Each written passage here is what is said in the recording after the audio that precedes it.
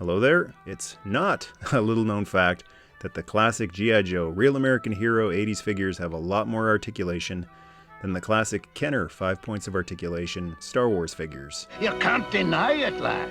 Super7 has been doing some 5 POA ReAction G.I. Joe figures over the last couple of years, and this is the first set that I've actually purchased.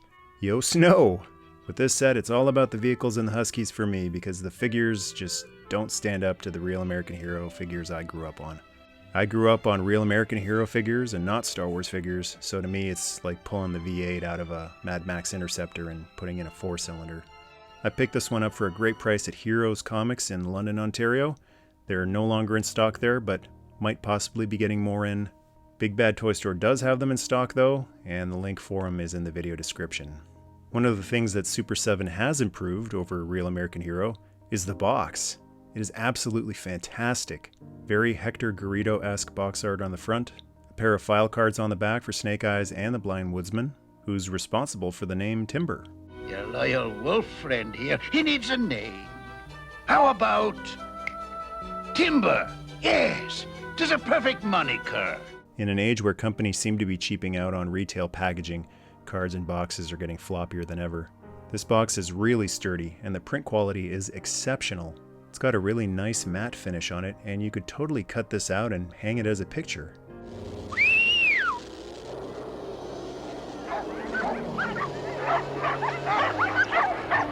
And another improvement over Real American Hero, no assembly required. I was expecting to be taking quite some time assembling the sled as well as all those Husky figures, but they're all ready to go. And just look at all those beautiful pooches. I think any Husky owner is really going to appreciate this set. And here's a look at all the parts all laid out on the table. And there is actually just a tiny bit of assembly. You have to put in the harnesses for the Huskies, which is really easy to do. You just take the one end that has the posts on it and plug it into these holes. And a look at the Blind Woodsman figure. As far as 5 POA G.I. Joe figures go, this one almost gets a pass, just because I think his loose, baggy clothing, his long hair and beard wouldn't really work all that well on an O-ring anyway. And he comes with his shock stick that he scared off the polar bear that was attacking Snake Eyes.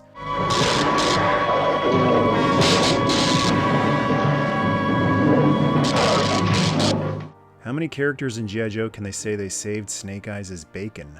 So yeah, this guy's in a rare class. And to have him ride the back of the sled, I'd recommend plugging the hand onto the post first, because if you plug the feet into the foot posts, you're not going to be able to have the hand grip the post just because of the lack of articulation.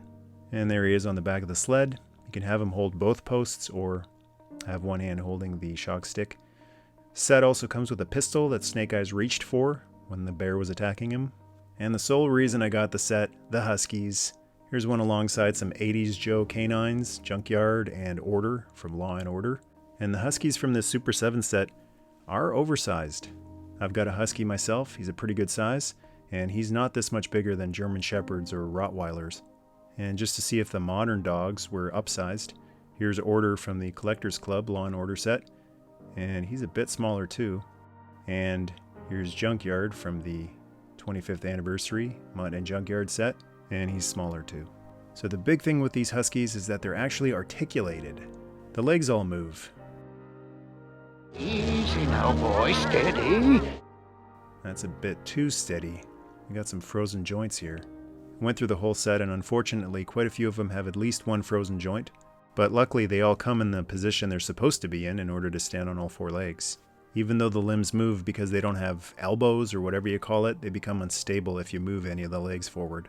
It's nice that they're supposed to have articulated legs, but all it really does is make them unstable when they're standing.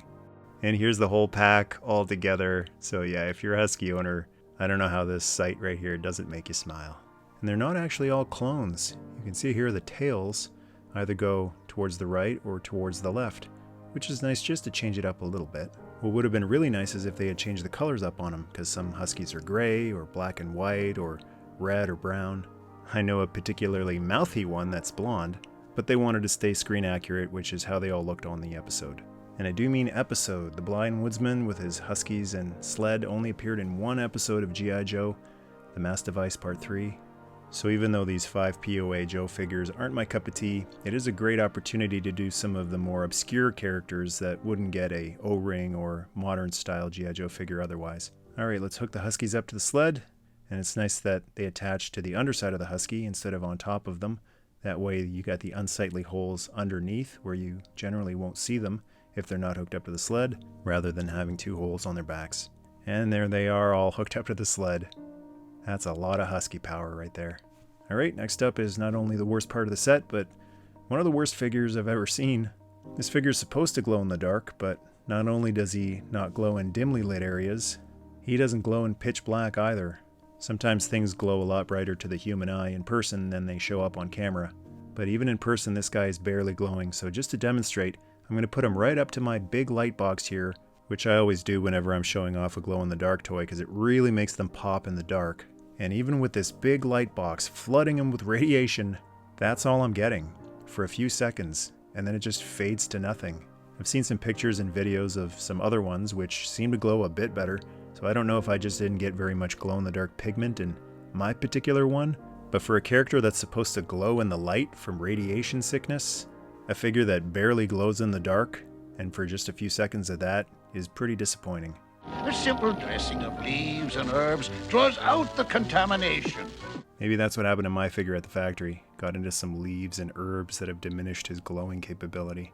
I could forgive the white coloring of the figure if it would just glow really well, but the fact that he's translucent white and doesn't glow very well makes this figure a total write-off for me. Comes with a canister that holds the radioactive crystals. It was easy to find. It's humming and warm like it is. And because of the limited articulation, he can't really hold it all that well. You can sort of tuck it under his arm like this.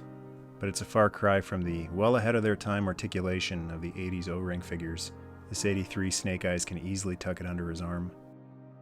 And yet another issue with this Super7 figure, because one of the feet have to be pushed forward a little bit to stand, he has a little trouble balancing. This figure is so bad, it's actually made me like a figure I previously didn't like, the Radioactive Snake Eyes from one of the DVD sets from 25th Anniversary. This one doesn't glow in the dark, but he has some translucent parts which look spectacular when light travels through them. And here's the canister that came with that 25th Anniversary Snake Eyes. It's quite a bit smaller than the Super7 one, but I prefer it even though it's not screen accurate. And just for the sake of putting this set together the way it's supposed to go, here's the Super7 Snake Eyes in the sled.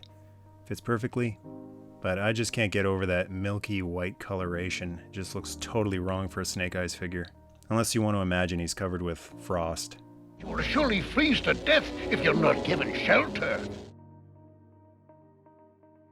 And let's pop the 25th Anniversary Radioactive Snake Eyes in there.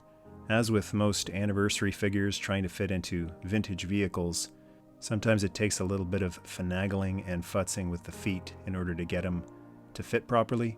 But once he's in there, he looks perfect. Oh, by the way, did anyone notice how super strong the blind woodsman is? He can carry a human being under one arm and a wolf under the other.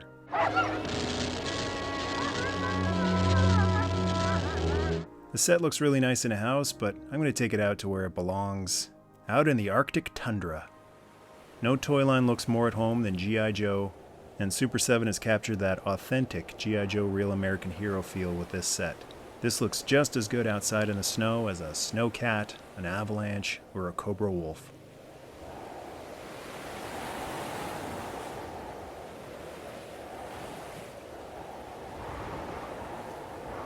March! On, you Husky! Alright, so if the Super7 figures are a deal breaker for you, and you just can't stand to have them among your super articulated G.I. Joe 3 3/4 inch figures or modern 4-inch figures, this Leonard Arctic Medic figure is an option, since there wasn't a vintage G.I. Joe Arctic Medic. The foot pegs are the same size, but unfortunately the hands won't fit over the posts at the back. Best you can do is just kind of grip them from the sides. But in terms of an Arctic rescue vehicle, this figure actually works really well with it. They did make a modern anniversary style dock in Arctic gear, but unfortunately he's way too tall for it. The foot pegs are a different size, so you won't be able to secure him down there, and even though the hands could grip around the posts on the back, his legs are so long you'd have to bend his knees like this to make him fit. And I'm such a fan of Arctic Joe and Cobra vehicles that I've dedicated an entire shelf to the Great White North. There wasn't much free space on this shelf, so I've been very picky about what I add to it, but with how much I love Huskies, this sled set is an absolute yes. Even if the figures that came with it are an absolute maybe, or just flat out no. Thanks for watching, hope you enjoyed this review. Big thanks as always to the Patreon tribe, as well as the channel panel. Until next time. Saints protect you. Both of you.